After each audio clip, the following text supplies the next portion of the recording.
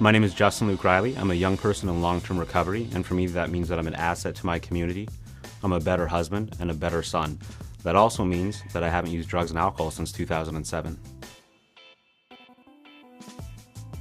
In the beginning of my alcohol and drug use, alcohol did for me what I couldn't do for myself. I felt better about myself. I could talk in front of people. I could go to school and be okay. But eventually, alcohol and drugs took everything from my life.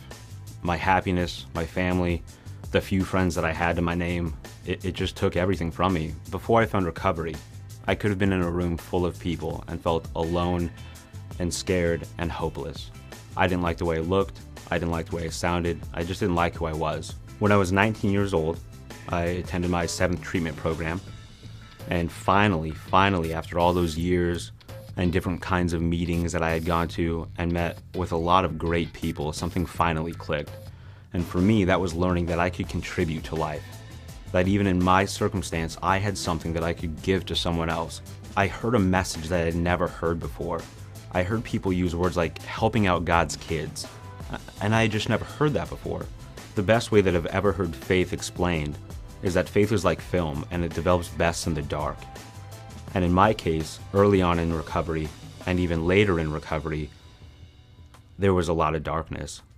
Leaders that had helped me even get to where I was at that point in time, they had passed away, committed suicide, or they themselves had overdosed or even gone back to prison in some cases. When I was able to resolutely make a decision that I was no longer going to live with alcohol and drugs in my life, regardless of circumstance, my life started to change. And I was able to add value to other people's lives outside of my own. If you would have told me 5 or 6 years ago that my dad was going to be the best man at my wedding and my family and friends were going to come together on one day to see me marry a woman that I could never have imagined to be with for the rest of my life, I just wouldn't have believed you. I would have never thought that my life today could be so extraordinary.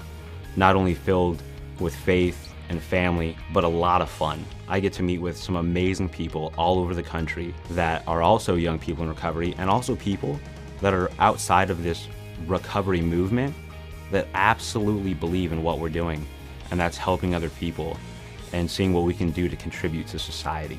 My vision for the recovery movement at any age is that people hear a message of hope and they hear a message of solution, that they learn at any age, from any level of experience, that they have something to offer someone else, and that there is hope and that there is solution for everyone.